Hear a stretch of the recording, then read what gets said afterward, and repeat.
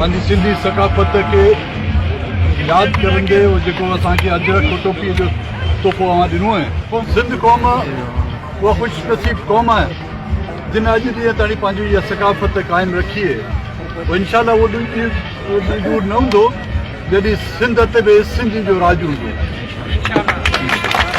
हिकिड़ी मुख़्तसिर असांजी कोशिशि जेके बि असां ते ज़ुल्म ज़्यादती थिया आहिनि ॿियो नथो थी सघे विड़ी नथा सघूं जंगियूं नथा करे सघूं कम से कम अलाए इहा आवाज़ु ॾिनो आहे असांखे गलो ॾिनो आहे उन गले खां ज़रिए सां जेके पंहिंजे क़ौम पंहिंजे राज्य जी जेकी आवाज़ ऐवानी में बि खणूं असेंबली में बि खणूं इहा असां आवाज़ पहिरीं बि खणीसीं न कि सिर्फ़ु बलूचिस्तान जी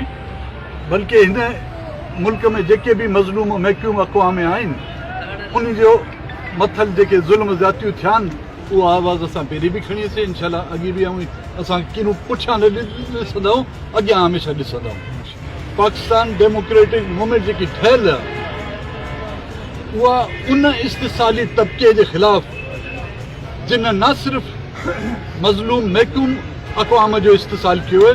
बल्कि जमहूरी इदारनि खे जेको मखलूज करे वेठा पिया जिन हर 2 साल खां बाद पंहिंजे डंडे जे ज़ोर तां पंहिंजे बंदूक जे ज़ोर ते जेके हिन मुल्क ते कब्ज़ो कयो आहे 70 साल खां जेको हुन जो हिन मुल्क ते कब्ज़ो आहे पोइ उन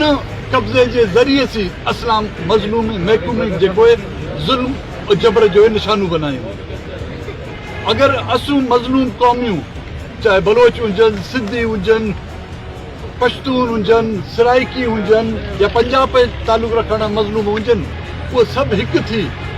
इन बला का जान जेसि ताईं न छुटाएसीं हिते असांखे अमन न मिलंदो। मजमूई तौर ते इन क़ौम हिन अवाम जो हिन मुल्क जो दुश्मन 70 साल थी विया हिन हिते हुकुमरानी की अॼु ॾिसो उन जा इलाइक़ा ॾिसो पंहिंजा इलाइक़ा ॾिसो उन जे इलाइक़े में वञो ऐं सम्झंदा आहियूं की वाक़ई हिते इंसान था रहनि लेकिन आम माण्हुनि जे इलाइक़े में अचो त हुते पीअण जो पाणी कोन ॿारनि खे पढ़ण लाइ स्कूल कोन बीमारी के इलाज लाइ जेके अस्पताल कोन्हनि का त जेको हक़ हुन जो आहे उन्हनि जो ज़्यादा हक़ असांजो थो बने लेकिन मज़ा हो पिया कनि मोचड़ असूं पिया सयूं। असांजा इलाइक़ा जेके आहिनि ॻोठाण ॾिसो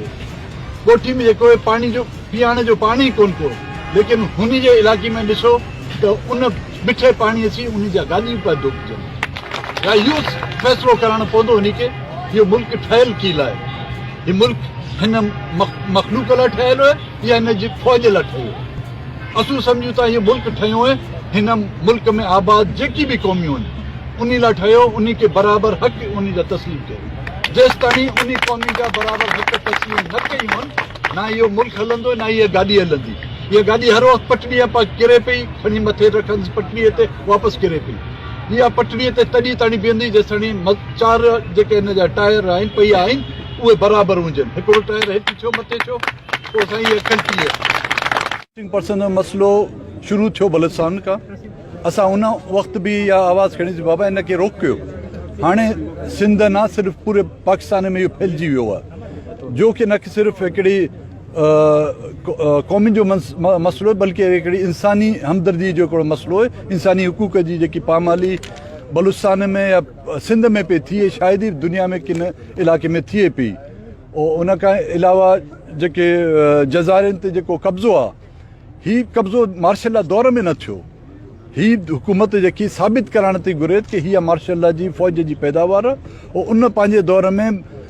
आइनी ख़िलाफ़ वर्ज़ी पई करे ही बिल्कुलु पाकिस्तान जे आइनी ख़िलाफ़ के सूबाई हुकूमत खे ख़बर कान सिंध जी सूबाई हुकूमत पीपल्स पार्टी जे हुत जेकी